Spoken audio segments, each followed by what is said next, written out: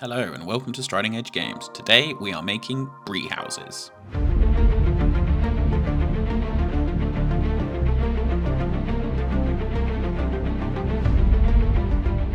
Now, for our upcoming Quest of the Ring Barrier campaign, we needed a number of Bree Town houses.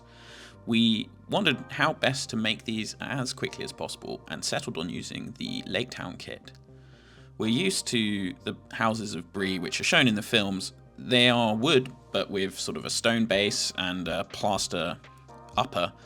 That's often known as wattle and daub, and the Lake Town house kit, whilst lovely, is actually entirely wooden.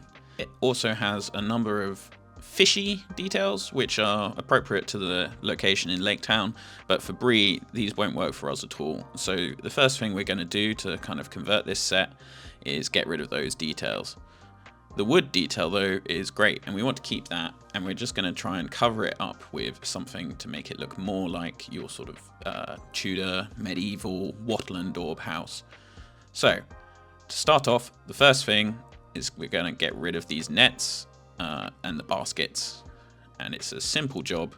Just take your clippers, we've got some Games Workshop ones here, and just kind of trim away. You get it underneath, just be careful obviously,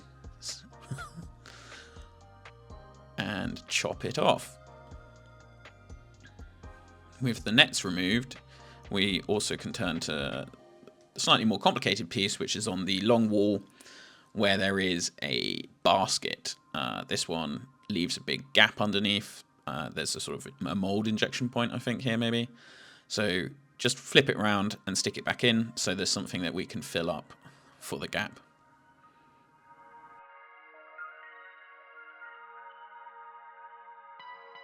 The kit itself is pretty straightforward to assemble. It's a box shape with these fixed pieces on the bottom and then the two sort of roof pieces.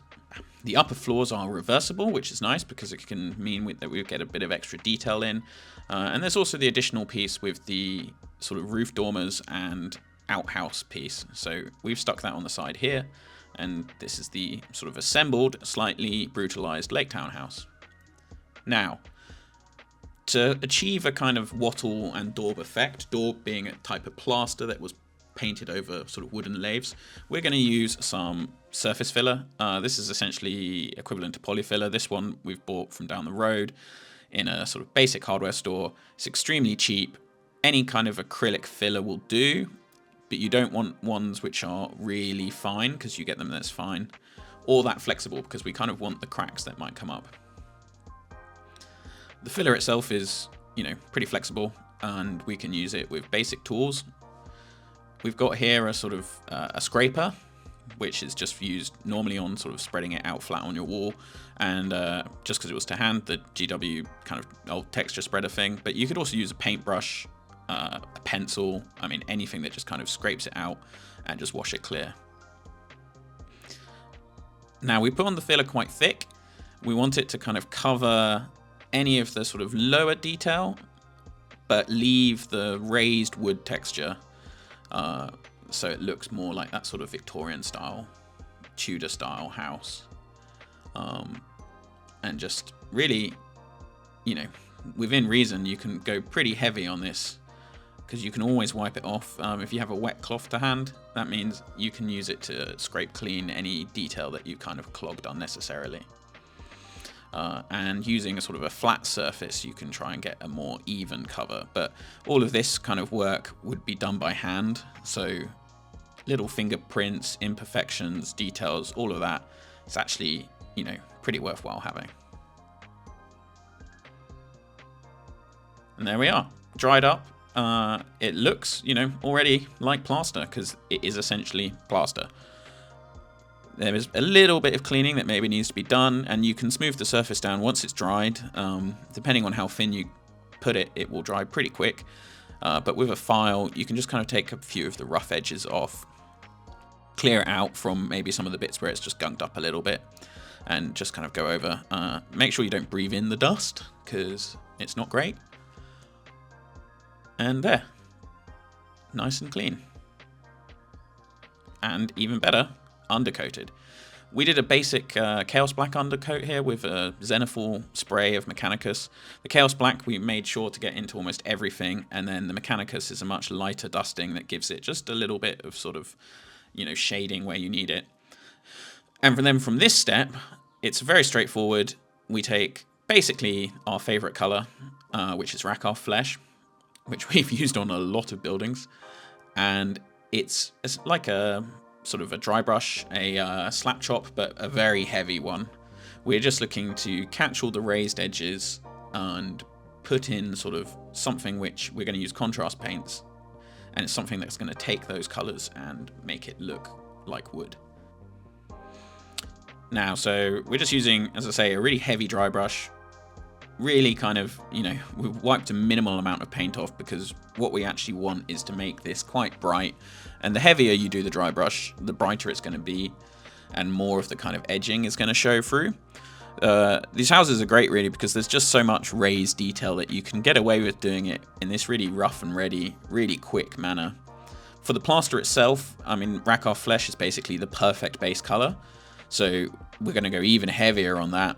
You can see actually there's a few cracks here where the plaster is dried, and that's fine because, I mean, it would be cracking and it will show up nicely once we put some shading onto it.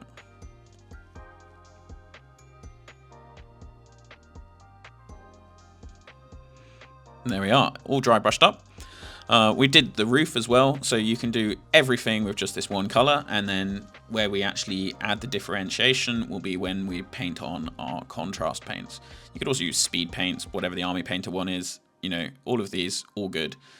We're using Snakebite Leather for our first coat of the wood. I like it, it's a sort of warmish color with a little bit of yellow. It's not too dark. It looks, like a wood stain. And just paint this on carefully, because if you get it onto the plaster at this point, it's going to be slightly difficult to work with that.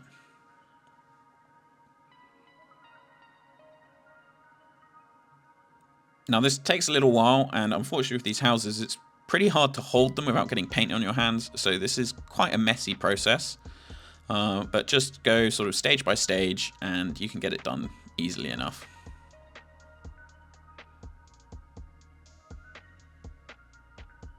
So with the snakebite on, it's already looking much more like a sort of wooden and plaster house. Next up, after this step, where we've got our snakebite wood painted, we're going to add some extras for the details. The houses have got little windows and they've got the roofs. The roofs are, well, who knows? I think they're meant to be wood, but we're going to go with a slate style look. With the dry brushing that we put on, we can actually put some, this is Black Templar from Contrast Black Templar. It's got that slight blue look, slight black look, and just paint that straight on, and it looks pretty decent. Takes a little while, there's quite a lot of roof, painting that onto the slates. And then we can also use the same color for the windows, which would likely be some kind of leaded glass, and the other lower roof on the sort of outhouse shed thing.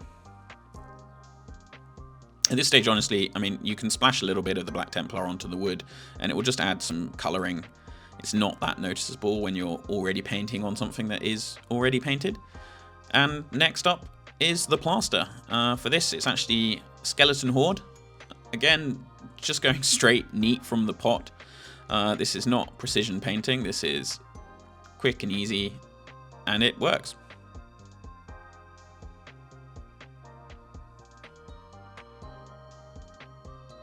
Now with those steps done, we basically have the house, and it is, table ready. You could play with this. There's clearly some sort of tidying, clearing up that could be done, and we are going to do in a sec. But, it's perfectly usable at this stage and looks pretty good next to a model. But if you want to take it that one step further, here's our next steps. What we're going to do is actually add some differentiation to the model. We've got 3 other contrast paints. These are all shades of brown. So we've got some Darko Flesh, some Wildwood, and Garagak Sewers. They each kind of have different kind of conditions. So like Wildwood is darker, Garagak's got green, Dark Oath has got that sort of warm red color. And using these, we can just pick out different bits of the wood, almost randomly. Here we're painting on the sort of strange shingle carved pieces at the top here. And just using these different colors, we can add some differentiation. We can also pick out individual just beams, which looks quite nice once it's all done. And around the window frames and things like that, just to, you know, give you some sort of visual noise when you look at it, so it doesn't just blend into one. So you can see that the extra colors here really help with kind of differentiating the surfaces and making it look more like a, you know, an organic building that's been built with different woods. The next step we're going to take actually here is to brighten things up a bit more. So here we've got some Screaming Skull. Just going to, again, quite a heavy dry brush. It lightens up the plaster a bit, but we've still got that shading and that darkness in the crevices. This just helps it look a bit more aged. With that done, we've got sort of a few more steps we can do here. Again, we're going back over now with a Rakarth flesh to add a sort of aged, dusty look. This is a much lighter dry brush, but it helps kind of tie all of the disparate colors together if they all kind of have the same edged, sort of aged wood, faded wood edge highlight. You can be pretty casual with this. It goes over everything, and it still, you know, it works out. It really helps kind of just bring a bit of that sort of lightness back, make the wood look older, and helps things stand out. You can also do a dry brush onto the roof slates here. We're using Administratum Grey. You can use darker greys or lighter greys, but they won't necessarily show up so well unless you have something that's really quite strong contrast. So the Administratum here is perfect to really highlight the edges and sort of show the individual sort of details of the slates / shingles. And finally, we're just adding a little bit of color. We've got some red contrast here. We're just painting onto the wood frames, on the sort of more ornate windows to make them look a bit more exciting from a distance. And there we go. It's all done. You could take this further. I mean, you could paint on some sort of watered down green paint around the base for a sort of a mossy look. But for what we want, we're really happy with this. It's very quick process. I mean, all in, you know, you could knock out 3 of these houses in half a day, probably, with drying time. And there we have the finished house with all the final details painted in and Barlam and Butterbur ready to welcome you in. It's a remarkably flexible kit. I mean, it builds just one sort of little square house, but you can actually we took 2 of these and put them together into a long house. With some work, you could probably get a more kind of right angle shape. I hope you enjoyed this sort of quick little look at a way to add some character to your Bree board. And look out for these in our upcoming videos. Please like and subscribe and all of that. It will really help us out. And we hope you enjoyed it.